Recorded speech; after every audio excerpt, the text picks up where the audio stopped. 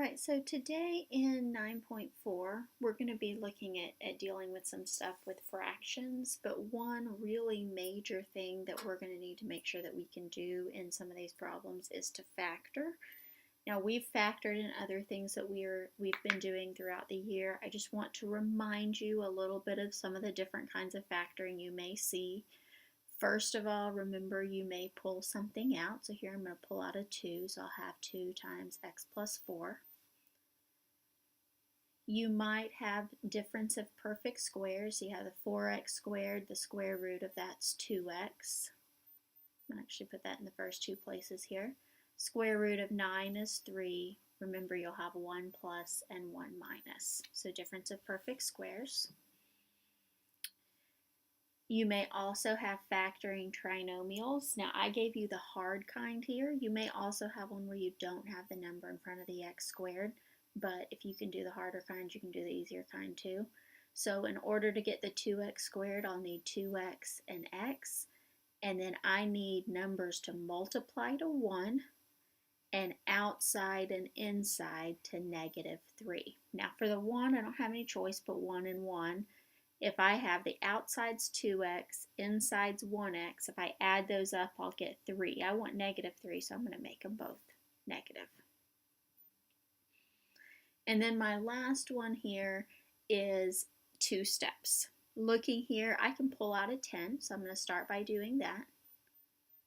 And then I can do difference of perfect squares like we did over here. So x plus 1, x minus 1. So just remember it's possible to factor twice. Now, like I said, factoring is just going to be a part of what we do here, but we are going to need to do this in pretty much every problem. So I wanted to make sure to just kind of give you a heads up on that. All right, so here's what we're going to be looking at in 9.4. We're going to look at what's called rational expressions, and we're going to have these in 9.4, 9.5, 9.6, I think in those 3 sections. In 9.4, what we're going to be looking at is simplifying, which is kind of the equivalent of reducing a fraction, and then also multiplying and dividing rational expressions. In 9.5, we'll look at adding and subtracting and something called complex. So here we're going to look at reducing or simplifying and multiplying and dividing. So here's what I'm going to do. I'm going to factor the top and the bottom. Now, like I just said, you're going to have to factor in pretty much every problem. I'm going to factor fairly quickly. So if you need to pause and think about where I got these numbers from, fine, but I'm going to assume we're okay with the factoring. So if you need to stop and think about it, come in and see me, do that. But I'm going to assume you know where the factoring comes from. All right, so I went through and I factored the top, factored the bottom. Now, here's basically what we're going to do, is we're just going to factor so we can see if anything cancels out. Before we actually do that, before we simplify, I want us to do one other thing that's called stating restrictions. Now, here's what restrictions are. Restrictions are values that your x cannot equal. Now, my problem where I couldn't have this happen is I can't have a 0 in the denominator. The 2 numbers that might make that happen would be -5 and -4. Those are values I can't have for x. So my restrictions are x cannot equal -5 or 4. So you want to do that before you start canceling stuff out. And then I'm just going to reduce anything I can reduce. So here I can reduce this x plus 5 with one of these 2 up here. So I'll end up with x plus 5 over x plus 4. And my restriction, x cannot equal -5 or -4. It's all factoring. So it's all factoring. Get that factoring down. If you've got questions, make sure you get those cleared up. Okay, one more of these. Now I'm going to do the same thing. I'm going to go through and factor. Okay, my factoring here will be a little bit harder because of the 2. So I'll have 2x and x. So I need to have a 2 and a 1. I'm going to put the 2 here so that 2 times 2 is 4 minus 1 is 3. I want a negative 3, so I'm going to make the 4 negative, the 1 positive. And then I'll factor down here. And let's see, minus 3, minus 2. Okay, now before I go through and reduce, let me get my restrictions. So x cannot equal positive 3, set that equal to 0 and solve, and 2. And then I'll reduce. So 2x plus 1 over x minus 3. X cannot equal 3 or 2.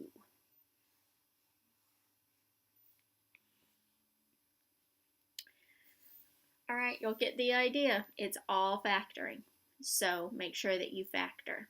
Now, this last one I want us to look at before we do multiplication and division. The reason I want us to look at this one is because the order of this top here, you really want to kind of get everything in the same order so that you're comparing apples to apples. So if you've got things in different orders, it's hard to know what's the same, what's different. So I'm just going to reorder this, and I'm going to put my x first and then my number. That's going to make it also easier to factor. I'm going to pull out a negative 3 there. So I pulled out the negative, so I'm going to change that sign. And then I'll factor this down here. So let's see, minus 4, minus 2. Okay, so getting my restrictions, 4 and 2. And these will cancel. So I'll end up with negative 3 over x minus 4. X cannot equal 4 or 2.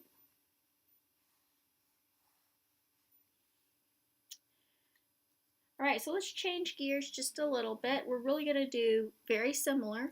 I just want to remind you quickly of how to multiply and divide fractions, and then we'll look at a couple of examples. Now, honestly, it's going to be pretty similar to what we've been doing here.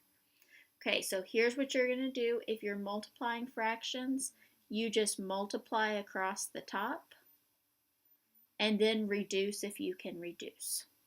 Now, if I'm just going to change this problem. Let's say instead of 4 over 7, let's say I had 7 over 4.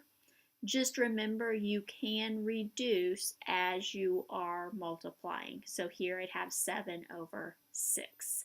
So just remember you can reduce in process. Okay, and remember with division, you flip the second and multiply. So I think I better write that out. And multiply. So I flipped the second and multiply. My 2's will cancel. So I'll have 5 over 3. All right, now that's a flashback to elementary school, but we're really going to do the same thing here, just with a little bit more complicated fractions. So here's what you want to do with multiplication and division.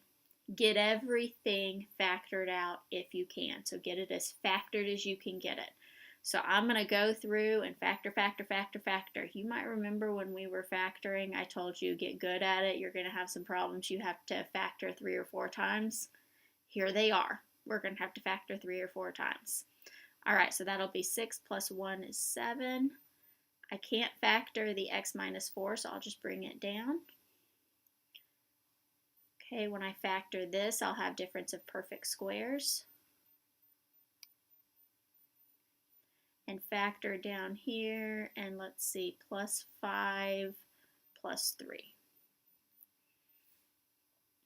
All right, now before I actually divide, I do want to remind you that we are looking for restrictions here as well as an answer. I need to restrict everything that's in my denominator.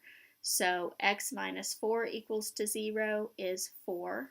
X plus 5 set equal to 0 is negative 5. And x plus 3 set equal to 0 is negative 3. So those are my restrictions. And then I'm going to cancel out anything I can cancel out. So the x plus 3's will cancel. The x minus 4's. And let's see, the x plus 5. I don't have an x plus 5, so I'll leave it alone. So I've got 2x plus 1 and x plus 4 over x plus 5. And then my restrictions are x can't equal 4, -5, or -3. Okay, now as you'll see, when I factor here, I'm fine with you leaving it in kind of like factored form. You don't have to like multiply it out. It's not wrong if you do, but I'm fine if you leave it in this form. Okay, and then let's look at a division one. So here is my division problem. Remember, when you're dividing fractions, you're gonna flip the second one and multiply. Now for me, I'm gonna flip that as I'm factoring. So let me go ahead and factor this first fraction. So let's see, +5 minus 3, so that's for the first one here. Difference of perfect squares, a minus 4, a plus 4. Oops, that's not a 4. Okay, and then I'm going to be flipping this second fraction. So this is going to flip to the top, and I'll have 3 times a minus 4. The a plus 1 flips to the bottom. I can't factor that, so I'll just bring it down. Okay, now before we cancel out anything that will cancel out, let's get restrictions. So x cannot equal +4, set that equal to 0 and solve, -4, or -1. Now also remember, you want to make sure, take note of this, you want to make sure to restrict anything that was ever in the denominator. This right here, which is that, was in the denominator. So I need to check it for restrictions. Okay, the 3 doesn't have an a in it, so it can't equal 0. A minus 4, I need to restrict that. So set it equal to 0 and solve, I'd get 4. Okay, I already have it. But if I didn't, I would need to add it to my list here. All right, so let me cancel out anything I can cancel out. So those guys cancel, and that's it. So here then is my answer. I've got my 3, a plus 5, a minus 3. On the bottom, I have a plus 4, a plus 1. And then I've got my restrictions. I'm not going to rewrite those. Okay, now I want y'all to notice I gave y'all one where we could only cancel a little bit. Sometimes that'll happen. It's not something where you can necessarily cancel every single thing. It's just like with fractions. Some of them reduce, some of them don't. So it's okay if you don't cancel out very much. However, your book does make these problems where you can cancel stuff out most of the time. So if in every problem you're not being able to cancel anything out, I would say you better check your factoring, because it really all hinges on that factoring right there. All right, so that's where we are stopping. This is 9.4.